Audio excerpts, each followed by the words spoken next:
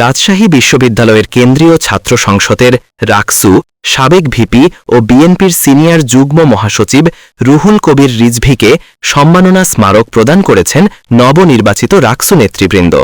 তিনি রাজশাহীতে ছাত্রদলের একটি অনুষ্ঠানে মঙ্গলবার যোগ দেন।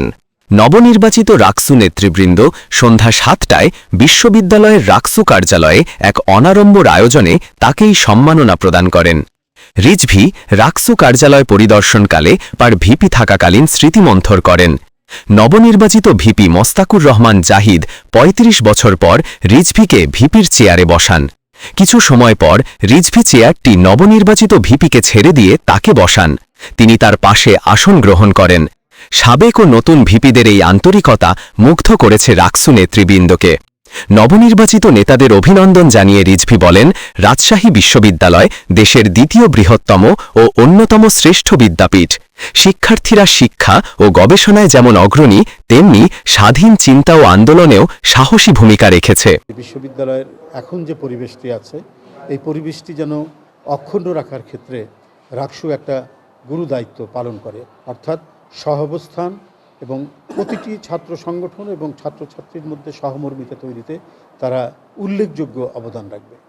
তাদের ইতিমধ্যে তাদের সাথে কথা বলে আমি তাদের মধ্যে যে আন্তরিকতার যে স্ফুরণ আমি দেখেছি, সেটার থেকে আমার কাছে এটা মনে হয়েছে তারা এই বিশ্ববিদ্যালয়ে যে পরিবেশ থাকা দরকার একটি বিশ্ববিদ্যালয়, বিশেষ করে শিক্ষার পরিবেশ, জ্ঞান চর্চার পরিবেশ, তারপরে গবেষণার যে পরিবেশ থাকা দরকার, সেটিকে প্রমোট করার জন্য একটি বিশ্ববিদ্যালয়ের নির্বাচিত সংসদ যে দায়িত্ব পালন করে, যেভাবে আমরা অক্সফোর্ড ইউনিয়ন দেখেছি, যেভাবে অন্যান্য পৃথিবী বিখ্যাত যে আলমা ম্যাটার, যে শিক্ষা প্রতিষ্ঠানগুলোর ইউনিয়ন যে ধরনের দায়িত্ব পালন করেছে, সেই ধরনের দায়িত্ব পালন করবে। অর্থাৎ রাষ্ট্র, সমাজ, দেশের অর্থনীতি, পররাষ্ট্রনীতি এবং সব সম্পর্কে এই বিশ্ববিদ্যালয় এবং এই নির্বাচিত যে ছাত্র প্রতিনিধিরা আছেন, এগুলো নিয়ে তারা আলোচনা করবেন,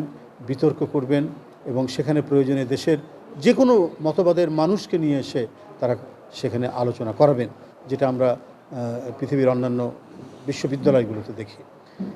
এছাড়াও রাজশাহী বিশ্ববিদ্যালয় অনেক দুর্যোগ দুর্বিপাকের মধ্যে দিয়ে গেছে, আর যেন কোনো ফ্যাসিবাদের ছায়া যেন এখানে প্রলম্বিত না হয়, ছায়া যেন না পড়ে, এটা এখানে যেন সম্পূর্ণরূপে গণতান্ত্রিক পরিবেশ থাকে এবং আমাদের সমাজের যে অগ্রগতি, সমাজের যে প্রগতি, এটাকে এগিয়ে নিয়ে যাওয়ার জন্য, বিনির্মাণ এবং এগিয়ে নিয়ে যাওয়ার জন্য ছাত্র সমাজ যেমন আগে থেকেই অনেক আগে থেকেই যেমন ঐতিহাসিক ভূমিকা পালন করেছে, এখানেও রাকসু এবং এখানে সকল ছাত্র সংগঠনগুলো একই ধরনের, বিশেষ করে গণতন্ত্রকামী ছাত্র সংগঠনগুলো যারা ফ্যাসিবাদের আমলে গণতন্ত্রের জন্য লড়াই করেছে, তারা একইভাবে এখানে কাজ করে যাবেন এবং সেই শিক্ষার পরিবেশ নিশ্চিত করার যে বিশ্ববিদ্যালয়, সে পরিবেশ নিশ্চিত করবেন। আমি এই কামনাটুকু করি। রাকসু, ডাকসু, চাকসু নির্বাচন ঘোষণা করা হয়েছে, তখন কিন্তু আমাদের দলের পক্ষ থেকে এটিকে সমর্থন জানানো হয়েছে এবং যে সমস্ত ছাত্ররা আমাদের দলের আদর্শ এবং নীতিকে পছন্দ করে, তারা যারা ইউনিভার্সিটির মধ্যে যারা কার্যক্রম করে, বিশেষ করে জাতীয়তাবাদী ছাত্রদল, প্রত্যেকটি নির্বাচনে তারা অংশগ্রহণ করেছে।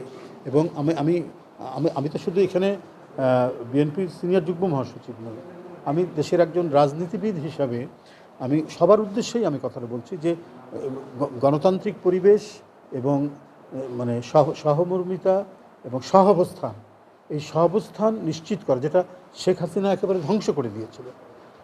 ফ্যাসিবাদের একটা কি বলবো যে এটা একটা উর্বর জায়গা তৈরি করেছিল আর কি, আঘাত করার, আক্রমণ করার, সন্ত্রাসী করার একটা গুপ্ত আস্তানা তৈরি করেছিল ক্যাম্পাসগুলোকে। সেইটা না হয়ে বরং শিক্ষার আলোয় আলোকিত সত্যিকারের যেমন ক্যাম্পাস গড়ে ওঠে, সেই ধরনের একাডেমিক টোন সম্পন্ন বিশ্ববিদ্যালয় গড়ে তোলার ক্ষেত্রে সবাই দায়িত্ব পালন করবে এবং ছাত্র প্রতিনিধি যারা আছে তাদের দায়িত্বটা নেতৃস্থানে তারা আরও গুরু দায়িত্ব পালন করবে। সম্মাননা অনুষ্ঠানে উপস্থিত ছিলেন রাকসুর নবনির্বাচিত ভিপি মোস্তাকুর রহমান জাহিদ, সাধারণ সম্পাদক সালাউদ্দিন আম্মার, সহ সাধারণ সম্পাদক সালমান সাব্বির সহ অন্যান্য নবনির্বাচিত নেতৃবৃন্দ। রাজশাহী থেকে বিভাগীয় প্রতিনিধি, বাংলার গেজেট।